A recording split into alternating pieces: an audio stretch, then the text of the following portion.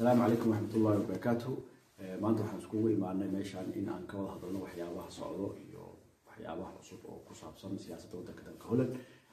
dhanka sidaad ogtihiin maciishadii way kacday, korontadii way kacday, dowladda Holland waxyaabo badan isku dayday dadka oo u baahan caawinaanta inay caawiso. waxaa ka mid ah sanadka 2022 in oo la dhahay energy tus lahayo oo 1300 euro mana 800 mana 500 ay dadkii siisay.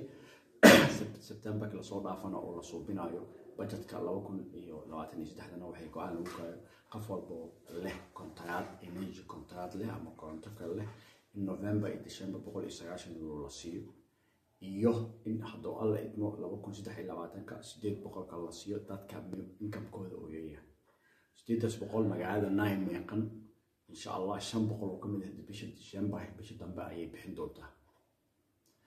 marka saas oo la socda 300na waan la kabi doonaa hadduu alla idmana wixii Janaayo ka bilaawdo ama February wali wasiirka go'aanka wali ma gaarin qof walba koronto iyo gas isticmaasho maximum-ka ay lacagta bixinayso waa 290 euro.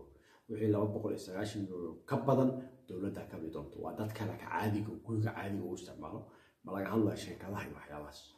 Assalaamu calaykum warahmatullahi wabarakatuh. arrintii istaajada ka war carruurta dhalinyarada waxyaabo badan aan suubinay oo ay ka mid tahay oo dacwooyinka la soo gaayay in dhalinyaarteena oo weliba ajnabiga Soomaalida istaaji helitaankeeda iyo shaqooyinka inay ku dhiban yihiin.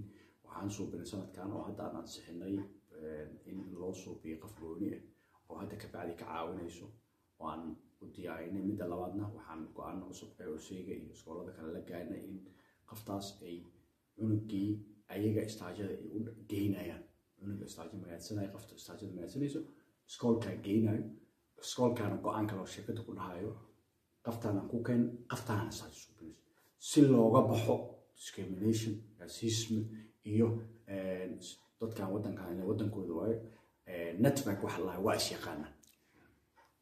midda kale aan suubinaa waxay ka mid tahay in maadaama culayska magaalada uu ku badan yahay inaan nahno qoyaacdii iskoolka subaxii ay iskoolka markay aadayaan in hadda ka bacdi qameentiga ahaan in hadda ka bacdi ay bixiso oo qameentiga uu bixiyo oo hadda ka bacdi oo bac loogu shubo ama wax loogu shubo fruitkooda rootigooda iyo cabitaankooda. baas iskoolka kelimiya mise iskoolada kale oo ku jiraan hadda baas iskoolka ku bilaabayna insha Allah waddanka oo dhan mise waa nahay meeqan gaarnay anaga waxa waaye go'aano anaga gaarno waaye oo nahay meeqan go'aano oo xildhibaanada magaalada 39 kood isku raaceen oo xisbigeena oo aniga oo ila hadlayo aan u ahay dadkii abaabulay oo programka waday. xildhibaan ku maasantahay baqashadaada maanta.